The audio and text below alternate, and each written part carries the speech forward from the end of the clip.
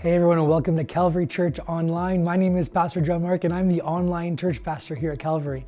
Whatever platform you're joining us on or listening from, it is such an honor that you've joined us online. Here at Calvary, our vision is to help you connect with God and one another. Everything that we do revolves around those two things. And our chosen method for connecting with others is meetups. There are three different types of meetups. We have interest-based, we have current needs-based, and Bible study-based. All of our meetups are designed to help you find connection with others and give you an opportunity to grow in your faith. If you haven't joined a meetup in the past because none of them fit your schedule, interests, or needs, you are a prime candidate to facilitate a meetup. You can pick the timing, the topic, or activity, and if Calvary hasn't offered what you've been looking for in the past, now is the time to be the one to offer it for yourself and others. If you call Calvary Church home, then there are three ways that you can give your tithes and offerings today. One, you can head to calvaryptbo.church online. Just click on the Giving tab at the top of the page. You can send an e-transfer to donations at calvaryptbo.church, or three, you can drop it off at the main office during the week. If you have any questions about anything we have mentioned today, visit our website at calvaryptbo.church. It's your best resource to stay connected to everything that's happening each week. See, that's all for me for now. And again, we want to thank you so much for joining us today online. Our online service is about to begin, and it all starts right now.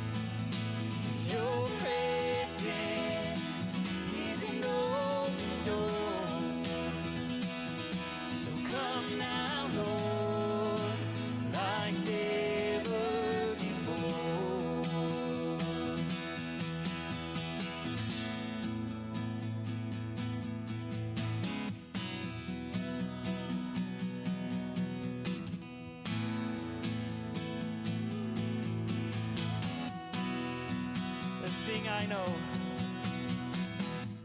'cause I know breakthrough's coming.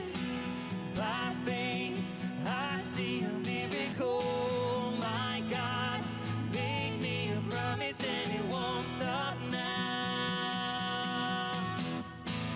I know breakthrough is coming.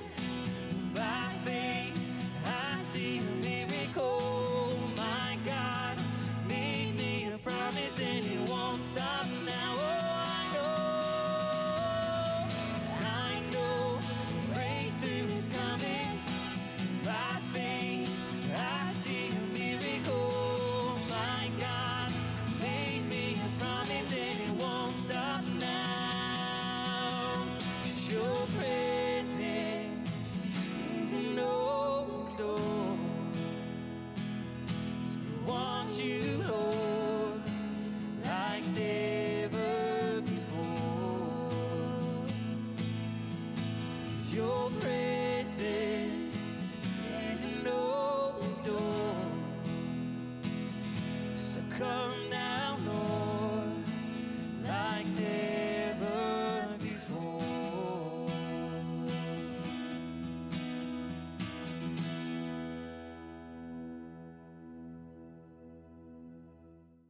Good morning, everyone. Welcome to Calvary Church. My name is Pastor Bobby, and I'm the Worship and Creative Arts Pastor, and today I get to bring us our teaching. For those of you who are new with us, maybe joining us for the first time, and maybe even for those that have been joining us for a bit, you actually find us in the middle of a series, and so I want to give just a quick recap so that you can know where we find ourselves today. Pastor Bill kicked off this series called Listen, Learn, and Live for the Father by first showing us just a clear difference of judicial forgiveness and parental forgiveness. Overall, the point really was that before you are a Christian, sin separates you from the family of God. You are separated by God. But as soon as you become a Christian, you are adopted into the family. And then when you sin, it doesn't kick you out of the family. Just like if you're a kid and you have the last name of your parents, every single time you do something wrong, you do not get thrown out of the family. But there actually is something that happens to the relationship. You don't get the best of the relationship. And that's the difference, which is just so good for us to understand. If you are a Christian, that every time you sin, you are not kicked out of the family of God. But there is a separation that happens. There is something that kind of comes in between that relationship. And Pastor Bill kind of explained, you do not get the best of the relationship of God. It's the same kind of as when you're a kid with a parent, is when we sin, we tend to push ourselves away. We tend to isolate a little bit. We're not then benefiting from that relationship. But every single time we have the opportunity to reconcile, all of a sudden that relationship is brought back together. And it's the same as the family of God. Sometimes when we are continuing to miss the mark, to sin, a word that we would use, we tend to isolate ourselves. We tend to separate ourselves a little bit. But we are always met when we come back with reconciliation, with mercy, and with forgiveness, which is why we try to do that as often as possible. We'll do it monthly here as a church community when we do communion together, but we always encourage people, make it a part of your prayer life.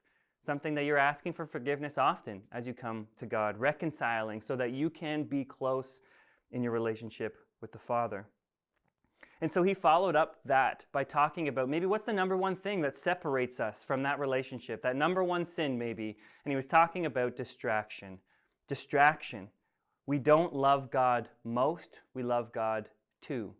We love this and we love that and we love something else and we love God. And he says, no, that cannot be. You have to love God most. And Pastor Kathleen followed that up by talking about our allegiance, how there's no such thing as dual allegiance. You cannot be allegiant to God and something else. You can only do one.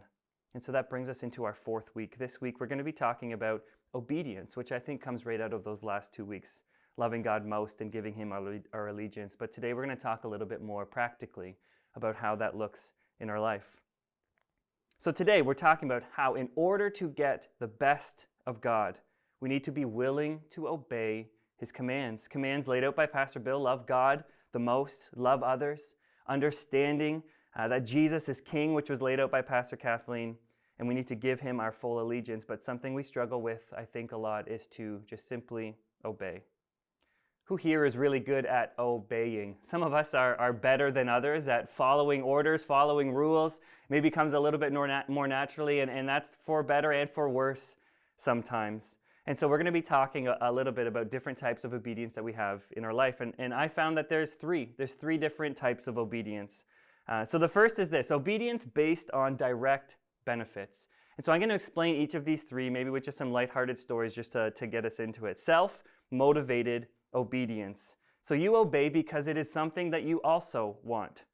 You directly benefit. It's self-motivated. And so for each of these, I'll try to give some examples from my life and from my past, and hopefully we'll encapsulate everybody that's listening today. So first, my dog. We have a dog named Rosie. We have 3 boys, and so we made sure that we got a girl dog in our house, and the boys love this dog. But for example, so obedience based on direct benefits when it comes to Rosie. Well, I will shake my paw because you have a treat in your hand. I will benefit as well, so I will obey you. Pretty simple.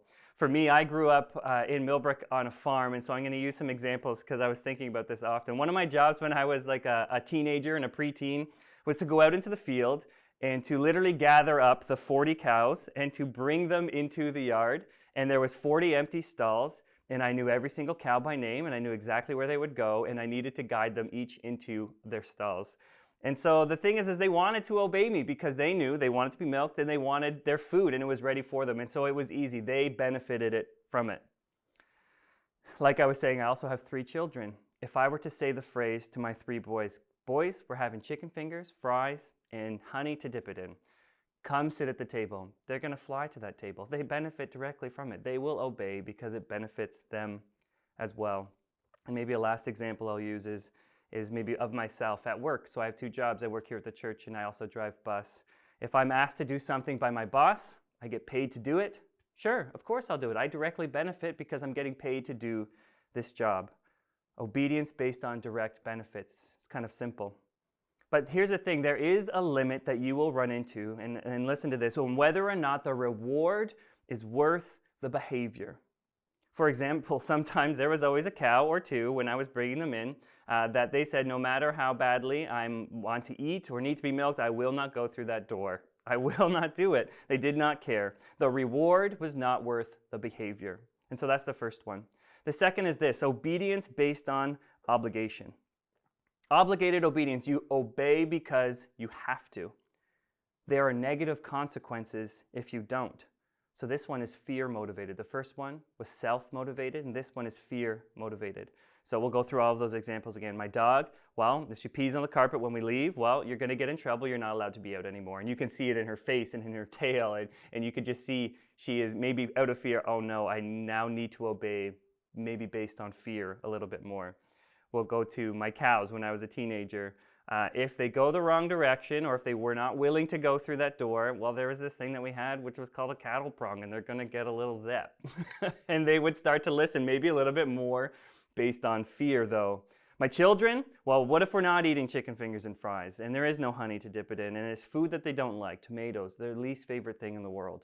And so they're not eating their food. Well, they're not going to leave that table. They're not going to get any dessert, and they're not going to get a snack after. So they have to sit there, and that's going to be their food. And so they will not leave until they are finished eating their food. There's a negative consequence. And my son would say, well, when I get older and when I'm not eating at this table, I will never eat tomatoes again, which I think is going to lead into kind of the negatives of this. Maybe myself, as an example, if I don't listen to my boss, like I could get fired. I could lose my job. Now here's the thing, I may be willing to leave over whatever that command is that I need to obey or that rule that it is that I need to obey, but that is the consequence. There are negative consequences to fear-based obedience.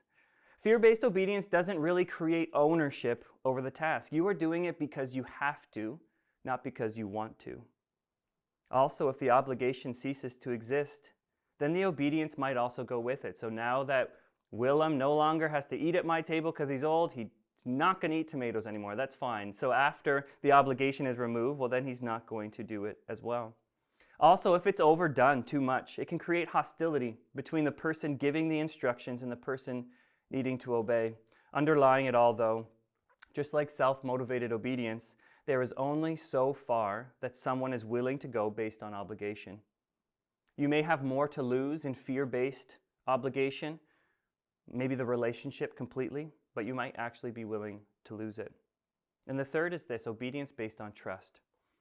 Right? So we had 3 categories, obedience based on direct benefit, obedience based on obligation, and this third one, obedience based on trust. So you obey because you trust the person who's telling you to do it. You like them, maybe you want to be like them. Maybe they may know more about this area of life than you do, and so you trust them. So we'll go back to all of our examples again.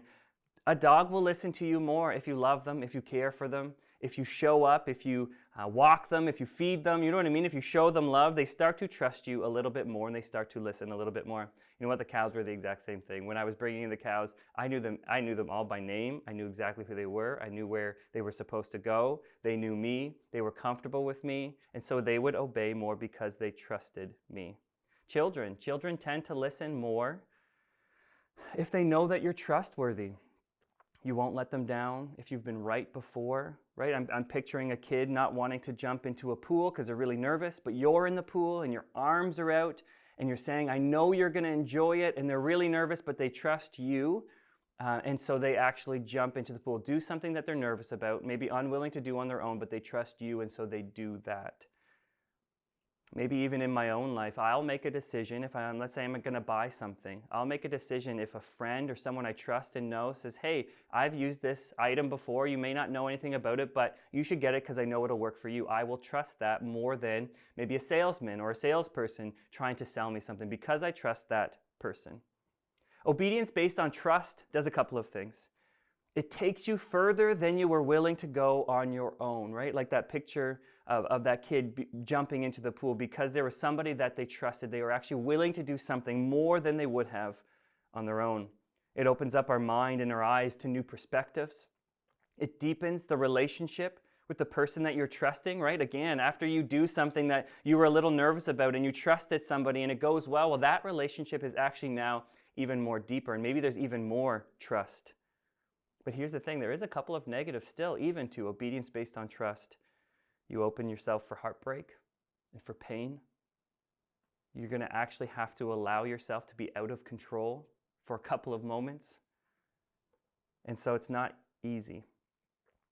And so what I want to do today is just evaluate our relationships with God. Where do we lie when it comes to obeying God? Which category do we find ourselves in? And so I'm going to go through each of these categories again, right? Direct benefits, obligation, trust.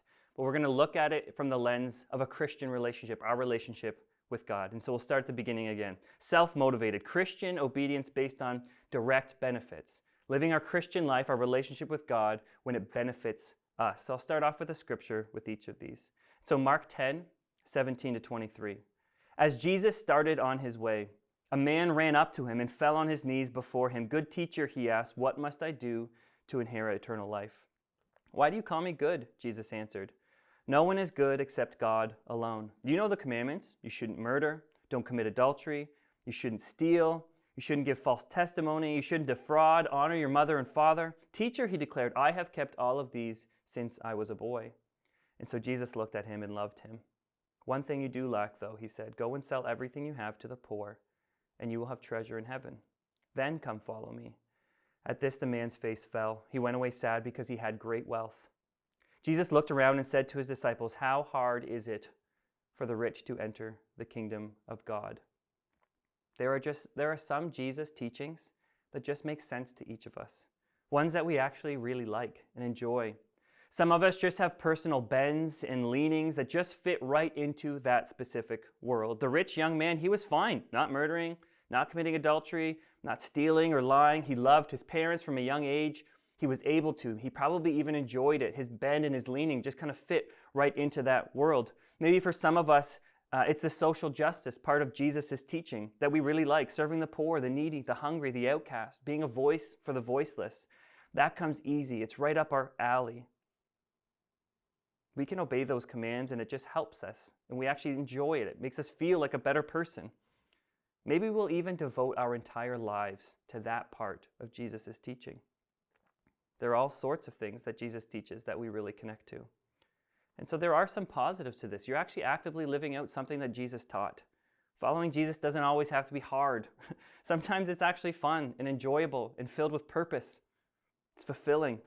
But there is negatives to this, obviously. This only goes as far as teachings that we like. When it gets hard or difficult or confusing, when it goes against our natural instincts, then we're going to stop. The rich young man stopped when it came to generosity with his money. It was too hard. Like I was saying before, maybe social justice comes easy to you, caring for the needy, the poor, but maybe being outrageously generous with your things, with your money, with your time is a lot harder. Maybe Jesus' teachings on anger, relationships are a lot harder, and so we ignore them. And instead of doing those things, we say, I'm going to double down on the things that I like, and I'm just going to spend my life doing the things that are easy. And we double down on that side. When we obey based on direct benefits, we do not get the best of God. We're truly missing the whole point. There's another story in Scripture. I don't have really time to go into it. It's one that you really do need to explain, but it's found in Samuel, 1 Samuel 15. And there's a king named Saul, and God asked Saul to do something very specific. And Saul did it in a way that he thought was best. He didn't kind of listen fully to it. And so he came back after completing the task. He also had a bunch of sacrifices now to give to God. And this is what Samuel the prophet said to Saul as God was speaking through him. Does the Lord delight in burnt offerings and sacrifices as much as obeying in the Lord? And this is a phrase that we're going to actually repeat often. You'll see it through a bunch of scriptures we see. To obey is better than sacrifice. Here's Saul standing there with all of his sacrifices, kind of saying, hey, God, I did what you wanted me to. And God was saying, no, you didn't at all. You did it your way. You did something I didn't even ask you to.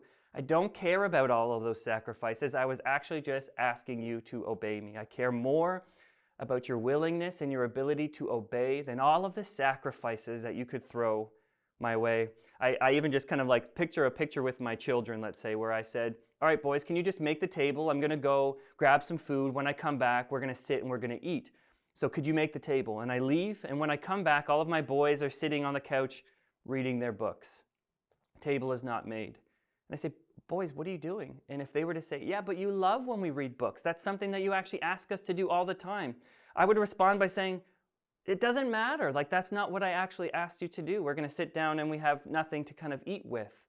I didn't ask you to do this. I would rather you obey what I'm asking you to do than for you to do things that you just think that I like. If you're only obeying God because it pleases yourself, you are missing out on the best of God. You're being robbed of the best of God. And so that's the first one. The second one, Christian obedience based on obligation. So what does it look like when our obedience in our relationship with God is based on obligation, right? So this is fear-based, fear-motivated. So the scripture we'll start with is Matthew 9:9-13. As Jesus went on from there, he saw a man named Matthew sitting at the tax collector's booth. Follow me, he told him. And Matthew got up and followed him. While Jesus was having dinner at Matthew's house, many tax collectors and sinners came and ate with him and his disciples. When the Pharisees saw this, they asked his disciples, why does your teacher eat with tax collectors and sinners? On hearing this, Jesus said, it's not the healthy who need a doctor, but the sick. But how about you go and learn what this means? And listen, this is the same kind of phrase we saw before. He literally told the Pharisees, but go and learn what this means. I desire mercy, not sacrifice. For I have not come to call the righteous, but sinners. I desire mercy, but not sacrifice. How many of you were made to go to church at one point? Many of us maybe were if we grew up in church. How many of you maybe still feel that obligation today? How many of you maybe struggled once COVID hit and things turned to online church? How many of you struggled to make that a habit in your life? Maybe how many of you were relieved and you actually felt relieved of the obligation for the first time? How many of you feel obligated to read the Bible? How many of you feel obligated to give? How many feel obligated to participate? Some of you feel obligated because of your parents. Some of you maybe feel obligated because of a spouse or a friend. Some of you maybe feel obligated because of your view of God and your nervousness of the guilt that you might have if you don't please Him. And it's all fear motivated. There actually are some positives when it comes to this relationship if it's based on fear. There is a couple of positive things that can happen. You can create good habits in your life. You actually learn that, and it's a very important thing to learn, that you may not always feel like doing something, but I'm going to do it anyways. I'm going to choose to do the right thing even if I don't feel like doing it. We actually learn some really good habits sometimes as we're going through that process if it's based on fear. But here's the negatives. Fear-based obedience just does not go deep enough. Not deep enough to last. It can create resentment because you're doing something that you don't want to for a very long time. It misses the point of almost every single one of Jesus' teachings, which the Pharisees were running into often. There comes a point where all of a sudden the obligation isn't there anymore. And as soon as the obligation isn't there anymore, you're gone. And you're going to take time and you're not going to now do that thing that you're obeying with. Maybe not forever. Maybe it's actually a helpful step for some people. But most of all, it's this. It does not transform your heart. This was the conversation that Jesus had with the Pharisees all the time. They were following the rules. They were doing things out of obligation. They were missing the point. Their hearts were not transformed. They were not getting the real teaching and understanding of why they were supposed to be doing it. Their hearts were not transformed. You tend to just follow the rules. There's another Pharisee story where actually this phrase comes brought up again by Jesus in Matthew 12, 1-8. At that time, Jesus went through the grain fields on the Sabbath. His disciples were hungry and began to pick some heads of grain and eat them. And the Pharisees saw this, and they said, "Look, your disciples are doing what is unlawful on the Sabbath." And so he answered, "Haven't you read what David did, he and his companions, when they were hungry?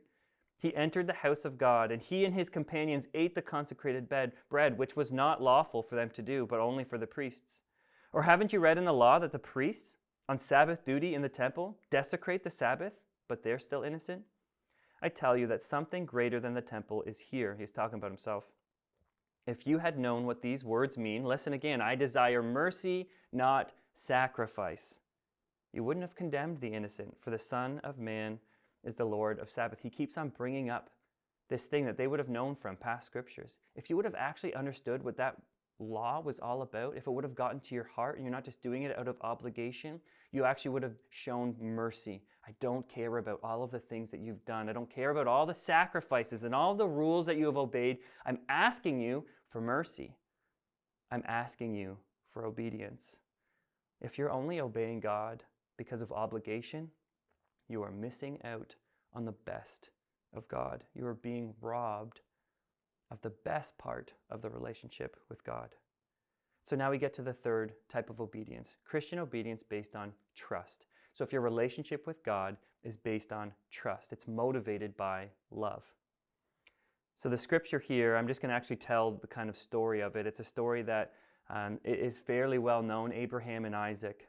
I was actually reading this the other week, and for the first time, just something new and something fresh kind of was brought to light, which was wonderful. It's a story in the Old Testament. So God, speaking to Abraham, promises a great nation is going to come from you. Abraham, you're going to have so many descendants, and he doesn't have any children. And then all of a sudden, he gets a son in his old age, calls him Isaac. And then we get to this story that's a little bit confusing, that is a little bit difficult sometimes when we look at it. But again, it was brought to my attention in a different way, which I found just gave it so much more depth of understanding. So God asks Abraham, "Hey, would you sacrifice your one and only son Isaac, the son that you've waited 100 years for? I want you to go up on this mountain, and I want you to sacrifice him for me." And that right there has always sat a little bit uneasy with a lot of people. What kind of God would ask that? And I think we're missing the whole point of the story. We're not meant to actually focus on that, because this is kind of what was brought to light. So we read that scripture, and it says that Isaac was a boy, and so sometimes we think of this just young boy, maybe 8 or 9. But as I was reading and listening to some things, he would have been at least 14 years old. Some say he could even be up to 25, 27 years old. He was helping his old 100-year-old father climb up this mountain. He was carrying all of the sacrifice things to be able to do it. And it kind of changed my perspective. He was strong enough that he was not doing this out of obligation. Isaac was not doing this out of obligation. He was actually a willing participant. What God was doing in this story was he was asking Abraham, "Hey, Abraham, the thing that you love most, your son Isaac, would you be willing to obey me even more than you love your one and only son?" And he was actually even asking Isaac the same thing. And maybe Isaac, it was his own life. "Isaac, would you actually be willing to obey me to the point where you care more than even your own life?" As that scriptures that we were talking about, he doesn't care about the sacrifice. The point is not the sacrifice. The point is the obedience. Would you obey me even more than the thing that you love most? And that just makes way more sense, because this whole story is a foreshadowing, which is kind of obvious when you've read the New Testament, of Jesus, God giving his one and only son who's going to come and die. The thing is that Jesus was a willing participant. We see it through his entire life. He was not someone that was sent out of obligation and made to give his life. That is just a picture of God that is not meant for us to be reading into that way. That's not what it was. In this story, Abraham and Isaac, when Isaac is a willing participant, when it's a partnership between the father and the son, and there's trust in the relationship, it just illuminates that whole story. It actually points to Jesus even so much more. Obedience based on trust means that you're willing to do things that are hard, that are maybe not naturally easy for you to do. You're out of your comfort zone. It might stretch you. They leave you out of control for some time. But here's the thing. This is how you grow. This is how your relationship with God grows. This is actually how you experience the best of God. Your relationship with God will go deeper when you trust him. And Jesus did it his whole life. We'll look at a couple scriptures that show us Jesus as a willing participant, trusting the Father in everything he did. John 6, 38, I came not to do my will, but the will of my Father. He was always doing what the Father was asking him to do. John 26, 36 to 39. Then Jesus went with his disciples to a place called Gethsemane. And he said to them, sit here while I go over there and pray. And he took Peter and the two sons of Zebedee along with him, and he began to be sorrowful and troubled. Then he said to them, my soul is overwhelmed with sorrow to the point of death. Stay here and keep watch.